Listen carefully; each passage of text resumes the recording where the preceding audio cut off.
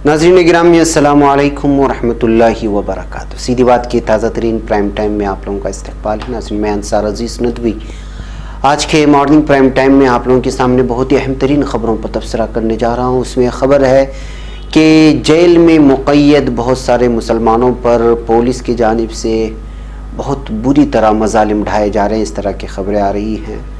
इसके अलावा कश्मीर से ख़बर आ रही है कि जम्मू कश्मीर ने एक ऐसे पुलिस अफसर को दहशतगर्दों के साथ पकड़ा है जिसको प्रेसिडेंट मेडल से सरफराज किया गया था। देखते हैं वो कौन है।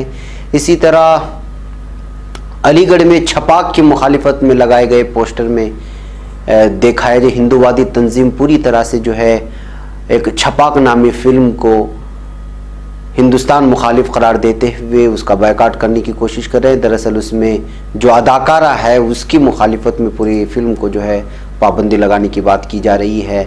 मुंबई में शिवसेना ने इसके खिलाफ रद्द-ए-अमल जाहिर किया है और इसको तालिबानी अमल से करार दिया है। महाराष्ट्र में एक मरतबा फिर बीजेपी को नाकामी का सामना करना पड़ा है बल्दिया इंतखाबात में। उसकी कुछ तफसीलात आप लोगों के सामने रखते हुए मैं सुनील गावस्कर के एक ताज़ा बयान को आप लोगों के सामने रखूँगा जिसमें उन्होंने दावा किया है कि मुल्क के हालात ठीक नहीं है और थोड़ा बहुत ईरान का तबसरा। उससे पहले नाज़रीन आप लोगों से दरख्वास्त है कि जिन लोगों ने हमारे चैनल को सब्सक्राइब नहीं किया है सब्सक्राइब कर लें और हमारी इन वीडियोस को दूसरों तक पहुंचाने में हमारी मदद करें और हमारे 1 मिलियन सब्सक्राइबर के मिशन में ज़रूर शामिल हो ताकि इदारा भी मजबूत हो और ज़्यादा से ज़्यादा लोगों को सच और सच्चाई पहुँच सके, हक़ और हकीकत बयानी सामने आ सके। बहरकैफ नाज़रीन आइए सबसे पहले हम जमीयत उलमाए महाराष्ट्र की जानिब से एक प्रेस रिलीज़ जारी की गई है जिसमें दावा किया गया है कि सिविल जेल औरंगाबाद में जहां मुंब्रा और औरंगाबाद से दाइश मामले में गिरफ्तार नौजवान हैं उनके जान को ख़तरा है। उनको खुसूसी बैरक से निकाल दिया गया है, सख्त सर्दी में गर्म कपड़ों से महरूम रखा जा रहा है, उनके साथ जो है ज़्यादती की जा रही है। ममनुआ तंजीम दाइश से ताल्लुक़ रखने के इल्ज़ाम में मुंब्रा औरंगाबाद से गिरफ्तार बेकसूर नौजवानों पर जेल इंतज़ामिया की जानिब से सख्त मज़ालिम ढाए जा रहे हैं और तरह तरह से जहनी व जिस्मानी अजियत देने में कोई कसर नहीं छोड़ी जा रही है। हद तो यह है कि उन्हें खुसूसी बैरक से निकालकर जनरल बैरक में डाल दिया गया है जिसकी वजह से उनकी जान को शदीद ख़तरा लाहिक हो गया है और इस शदीद सर्दी के मौसम में भी उन्हें गर्म कपड़ों से महरूम रखा जा रहा है। न जेल इंतज़ामिया की तरफ से गर्म लिबास दिया जा रहा है और ना ही अहल खाना रिश्तेदारों की तरफ से देने दिया जा रहा है। जब से उन्हें स्पेशल वार्ड से जनरल वार्ड में मुंतकिल करके आम कैदियों के साथ रखा गया है तब से वो जहनी तनाव के शिकार हैं क्योंकि जनरल वार्ड में उमूमन ये कैदी दूसरे कैदी पर हमला और मारपीट करते रहते हैं। इन हालात से परेशान होकर औरंगाबाद और मुंब्रा के कैदी डरे और सहमे हुए हैं और अपनी जान का ख़तरा महसूस कर रहे हैं। इस बात की इत्तला यहाँ इस मुकदमे को मुफ्त कानूनी फराहम करने वाली तंजीम जमीयत उलमाए महाराष्ट्र के सदर मौलाना हाफिज़ मोहम्मद नदीम सिद्दीकी ने दी है। उन्होंने तफसीलात देते हुए कहा है कि UAPA के तहत जितनी भी गिरफ्तारी होती है उन्हें स्पेशल सिक्योरिटी दी जाती है और स्पेशल वार्ड में रखा जाता है जबकि औरंगाबाद की सिविल जेल इंतज़ामिया इन तमाम कानूनी ज़ाब्तों की धज्जियाँ उड़ा रही हैं, मुल्ज़िमीन की सिक्योरिटी को नज़रअंदाज कर रही है जो कि इंतहाई ख़तरनाक है।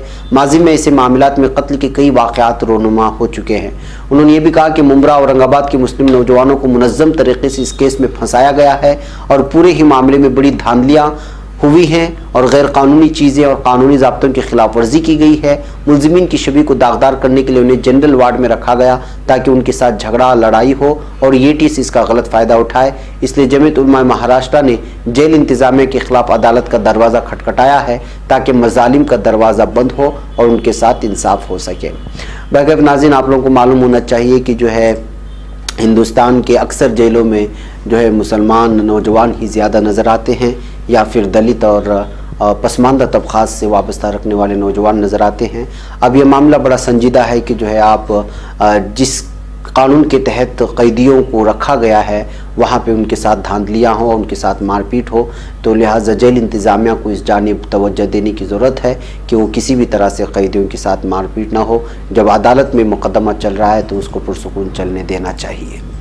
बहरकैफ नाज़रीन ये थी मज़ालिम की वो दास्तान जो इस वक्त सामने आई हैं। बसूरत दीगर हम अंदरूनी सतह पर जाकर के अगर जानने की और पहचानने की कोशिश करते हैं तो कैदियों की हालत हिरासत में बहुत ही बुरी होती है, और बिलखुसूस जब उन पर किसी तरह की दहशतगर्दाना मुकदमे और फिर इस तरह की चीज़ें सामने आ जाती हैं, तो पुलिस का रोल और जेल इंतज़ामिया के रोल कैदियों के साथ, महरूसीन के साथ बहुत ही जालिमाना, मुतासिबाना और वहशतनाक होता है।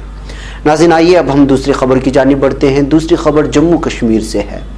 प्रेसिडेंट मेडल से सरफराज एक जम्मू कश्मीर पुलिस अफसर को गुज़िश्ता शनिचर को 2 जंगजुओं के साथ श्रीनगर जम्मू हाईवे पर एक गाड़ी में जाते वक्त पकड़ा गया है। इस तरह की रिपोर्ट आ रही है। एनडीटीवी के मुताबिक पुलिस ज़राए ने बताया है कि ये दहशतगर्द दिल्ली जा रहे थे। हसास श्रीनगर इंटरनेशनल हवाई अड्डे पर तैनात डीएसपी देवेंद्र सिंह को कुलगाम जिले के वानपुरा में हिजबुल मुजाहिदीन के दहशतगर्द नवीद बाबू के साथ पकड़ा गया है। नवीद बाबू को बहैसियत दहशतगर्द माना जाता है। हिजबुल मुजाहिदीन को हिंदुस्तान में जो है एक ममनुआ तंजीम माना जाता है, और इनसे वाबस्ता लोगों को यहाँ पर दहशतगर्द के नाम से पुकारे जाते हैं, पहचाने जाते हैं। बापू पर इल्ज़ाम है कि वो पिछले साल अक्टूबर और नवंबर में जनूबी कश्मीर में ट्रक ड्राइवरों और मजदूरों समेत 11 गैर मकामी मजदूरों के कत्ल में शामिल था। पिछले साल अगस्त महीने में मरकजी हुकूमत के जरिए जम्मू कश्मीर का खुसूसी दर्जा ख़त्म करने के बाद ये कत्ल कश्मीर के सेब के कारोबार को निशाना बनाने और कश्मीर से गैर कश्मीरियों को बाहर निकालने के लिए किए गए थे। एनडीटीवी की एक रिपोर्ट के मुताबिक पुलिस ज़राए ने बताया है कि वो नवीद बाबू पर लगातार निगरानी रख रहे थे, और जब उसने अपने भाई को कॉल किया तभी उसके लोकेशन का पता चला। पुलिस ने गाड़ी को पकड़ा है जिसमें हिजबुल मुजाहिदीन के जंगजू, जो पहले एक स्पेशल पुलिस अफसर एसपीओ था, उनका साथी आसिफ और डीएसपी देवेंद्र सिंह वानपुरा में सफर कर रहे थे। देवेंद्र सिंह को पिछले साल 15 अगस्त को प्रेसिडेंट मेडल से सरफराज किया गया था। अब इसी देवेंद्र सिंह को इन लोगों के साथ जो है गिरफ्तार किया गया है। देवेंद्र सिंह और नवीद बाबू की गिरफ्तारी और पूछताछ के बाद पुलिस ने श्रीनगर और जनूबी कश्मीर में कई छापे मारे और सिंह और दूसरे दहशतगर्दों के जरिए छुपा कर रखे गए हथियार और गोला बारूद बरामद किया है, इस तरह का पुलिस दावा कर रही है। श्रीनगर के बादामी बाग छावनी में देवेंद्र सिंह के घर पर पुलिस ने एक AK-47 राइफल और 2 पिस्तौल बरामद किए हैं। नवीद बाबू के कबूलनामे की बुनियाद पर एक और AK राइफल और 1 पिस्तौल बरामद की गई, इस तरह का दावा किया जा रहा है। नाज़रीन, देवेंद्र सिंह का नाम इनके साथ जुड़ जाने की वजह से ये मामला और भी बड़ा हसास हो गया है कि जो है किस तरह से जो है ये मामले को निपटाते हैं। पुलिस का तो दावा ये है कि इस मामले में मज़ीद छानबीन की जा रही है कि वो लोग दिल्ली क्यों जा रहे थे वगैरह वगैरह। अभी तक इस सिलसिले में मुकम्मल रिपोर्ट इतनी ही पहुंची है। नाज़रीन, इस सिलसिले में देखते हैं कि इसमें क्या सच्चाई है और क्या हकीकत है, अगले आने वाले दिनों में पुलिस के प्रेस रिलीज से ही पता चल सकता है। नाज़रीन, अब आइए हम बात करते हैं हिंदूवादी तंजीमों की, कि जब कोई हक बोलता है या हक बोलने वालों के साथ खड़ा होता है, जब वो कोई अपने हुकूक की बात करता है और उसके लिए लड़ने वालों के साथ खड़ा होता है, तो हिंदूवादी तंजीम अपनी जो है जलील हरकतों की वजह से किस तरह से जो है बदनाम हो जाते हैं। मैं इस वक्त आप लोगों को एक बात कर रहा हूँ। उत्तर प्रदेश के अलीगढ़ के सिनेमा घरों में दीपिका पादुकोण की फिल्म छपाक की मुखालिफत में एक हिंदूवादी तंजीम ने पोस्टर्स लगाए हैं। जुमा को सिनेमा घरों में फिल्म की स्क्रीनिंग न होने दी गई। द हिंदू की एक रिपोर्ट के मुताबिक इस पोस्टर में सबसे ऊपर बड़े बड़े हरफों में चेतावनी लिखा गया है, जिसमें कहा गया है कि जो भी सिनेमाघर फिल्म को दिखाने की कोशिश करेंगे उन्हें अपना बीमा कराना पड़ेगा। इन पोस्टर्स में यह भी लिखा था, न देखूंगा न देखने दूंगा। इन पोस्टर्स में 5 जनवरी को जवाहरलाल नेहरू यूनिवर्सिटी में हुए तशद्दुद को लेकर एक तरफा हमदर्दी दिखाने के लिए दीपिका पादुकोण को तनकीद का निशाना भी बनाया गया है। इन पोस्टर्स के नीचे अखंड भारत हिंदू सेना के पंकज पंडित और दीपक शर्मा के नाम और उनकी तस्वीरें भी छपी थी। पोस्टर्स में लिखा था कि दीपिका पादुकोण ने राष्ट्रवाद के चेहरे पर तेजाब फेंका है। अलीगढ़ के सर्कल ऑफिसर 3 अनिल समानिया ने कहा कि सिनेमाघरों को तहफ़्फ़ुज़ फराहम कराया गया है, लेकिन थिएटर मालिकों ने फिल्म की स्क्रीनिंग नहीं रखने का फैसला किया है। अगर वो फिल्म दिखाते हैं तो हम उन्हें तहफ़्फ़ुज़ देंगे।